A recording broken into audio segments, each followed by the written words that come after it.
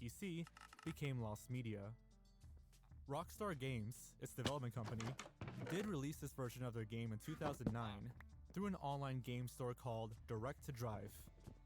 However, the website was bought by Gamefly in 2011, and they too prohibited games that were rated adults only. Because of this, the game was lost again. It seemed like Manhunt 2 was a lost cause until March of 2022, when the uncensored game appeared on the Internet Archive by a user named Scheme Master. Super Meat Boy Handheld. In the 2010s, rage-inducing video games were all the rage. Cat Mario, I Want to Be the Guy, The Impossible Game, and others were fodder for YouTubers to play and yell at. It was a simpler time. Super Meat Boy followed suit, starring the title character of the same name, attempting to save his girlfriend from the villainous Dr. Fetus. He does so by going through several razor blade-filled levels. The game was released by Edmund McMillan and Tommy Refness. In 2010, the duo jokingly released an iOS version called Super Meat Boy Handheld.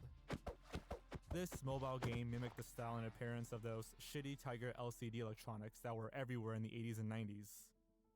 That's because it was made in response to a different game by Refness called Zits and Giggles being taken off the App Store. The fate of Super Meat Boy Handheld wasn't any different, as it was also removed sometime later for unknown reasons. Only 2 gameplay stills, as well as the app's icon, were all that remained. McMillan and Refness themselves admitted to not owning the original IPA file for the game, making it incredibly lost. However, on March 11th, 2022, the game was uploaded to the Internet Archive by a user named Fran189. According to his description, he and his friend, a user named Kimbone, found the game after searching for almost 2 years. Their source has chosen to remain anonymous, but was kind enough to share their copy online. The Irate Gamer game. Speaking of iOS games and old YouTube, let's talk about the Irate Gamer. This online series starred a man named Chris Spores, who gave angry reviews of old video games with lots of swearing and outrage. If that sounds familiar, that's because it was pretty much a carbon copy of the Angry Video Game Nerd, created by James Rolfe. Despite the criticisms and accusations of plagiarism, both are still creating content to this day. In 2013, the AVGN announced its own video game, Angry Video Game Nerd Adventures, a purposefully difficult game in a classic NES style. Sometime later, the Irate Gamer announced his own game for iOS, called the Irate Gamer Game. Although calling it his own game was a bit of a stretch.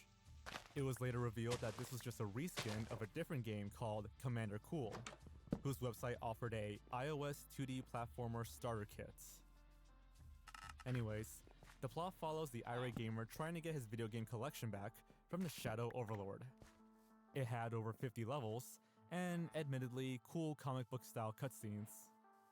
Plenty of online reviewers were critical of its gameplay and controls, and the whole thing was dropped from the App Store only a few months later. Boris himself confessed on a live stream his disappointment with the game, and that he had no control over its production. Irate Gamer game. I have no control over that. Somebody's asking if I'm bringing that back. I didn't have control over that. I didn't really like the game that ended up coming out. So, due to its poor reception and its small window of availability, the Irate Gamer game quickly became lost media for nearly 10 years, and these old YouTube videos were its only remnants. In 2022, a Lost Media Wiki user, appropriately named Irate Gamer Fan, extracted the game's IPA file from his old iPhone 4 and uploaded it online. Actimel approved by grandmother. We've already covered Lost Media from Japan and the UK, so now let's do one from the motherland of Russia. Actimel approved by grandmother was an online sketch comedy series that advertised the Actimel drink. It consisted of 5 2-minute episodes and involved a grandmother trying to better her family's health by using traditional folk remedies from her village. The family instead opts for more modern products, like Actimel. While reluctant at first, Grandma ends up liking the product by the end of the series. All 5 episodes, as well as a few trailers, were available on YouTube until 2015, when they were suddenly privated. Only the 2 trailers, one in Russian and one in English, survived. In 2022, all 5 episodes were rediscovered and uploaded to Google Drive. It's an odd series that garnered a little attention here in the States, but was apparently pretty popular in Russia.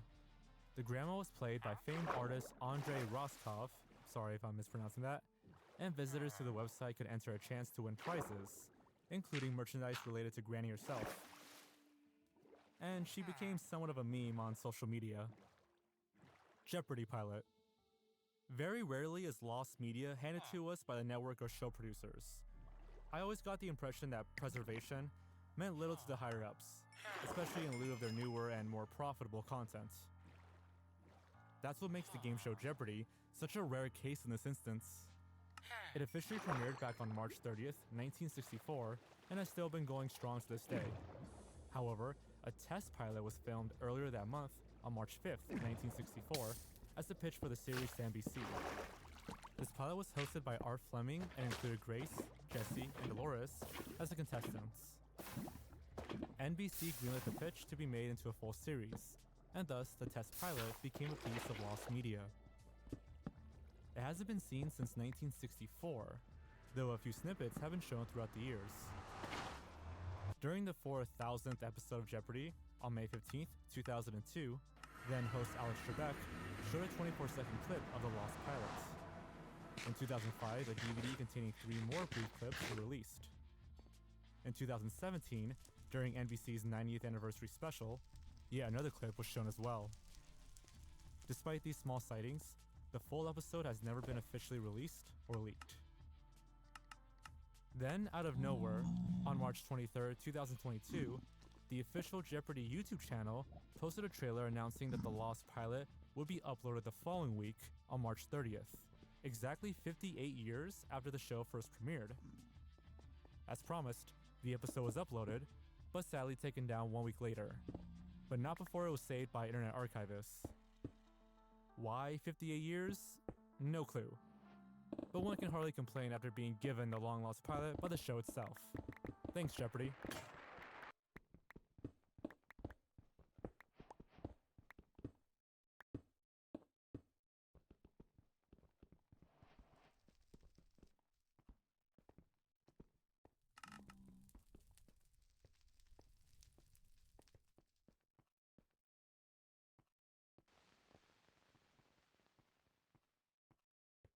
MTV, Music, Myths, and Mysteries.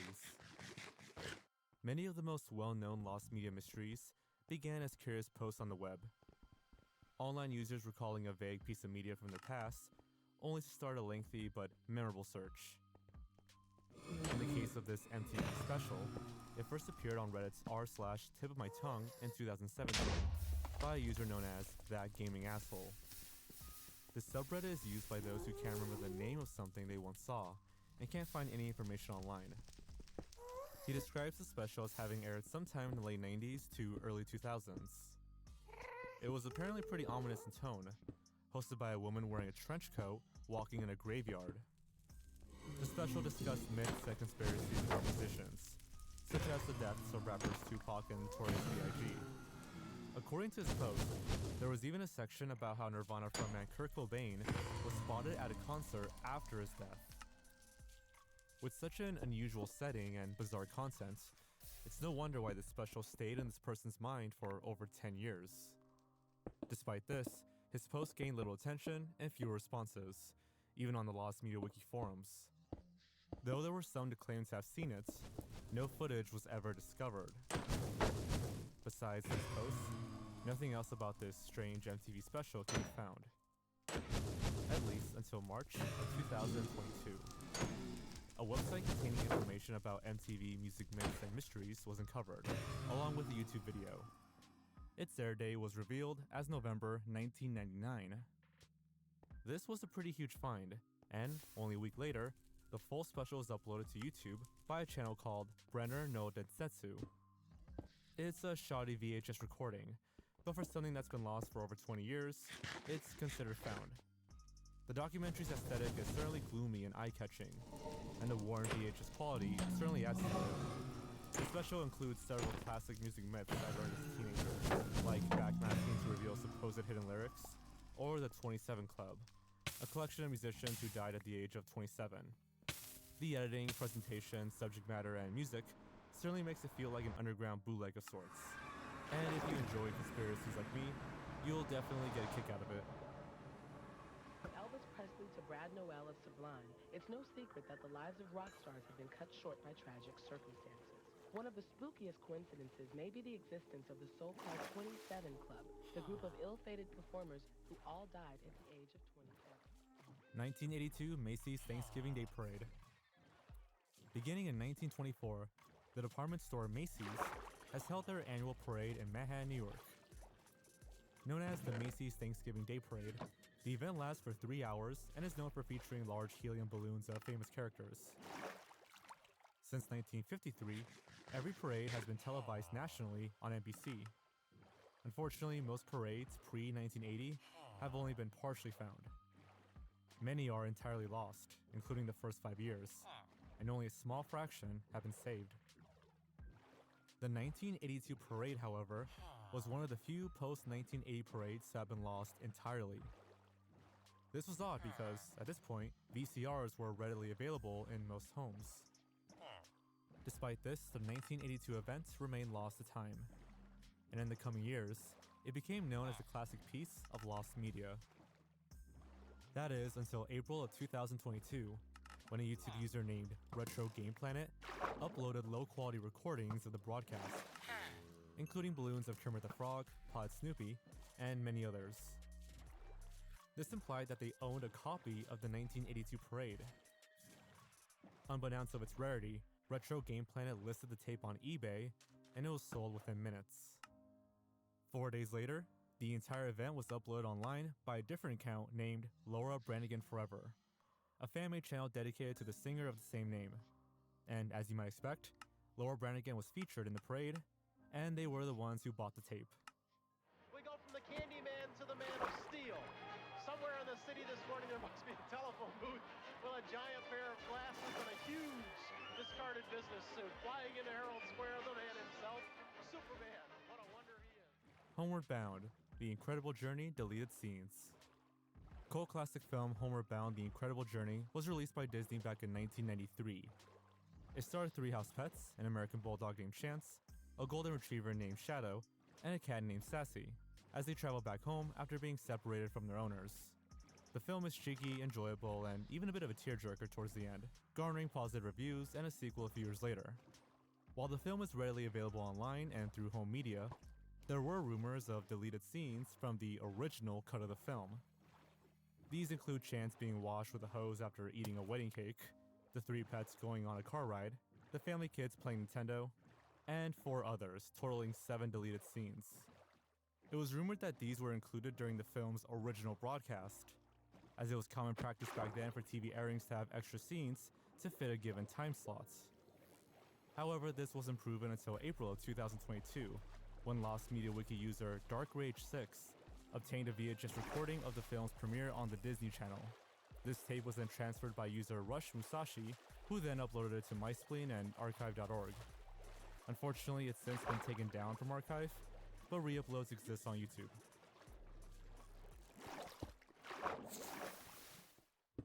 BattleBots, GameCube. I struggled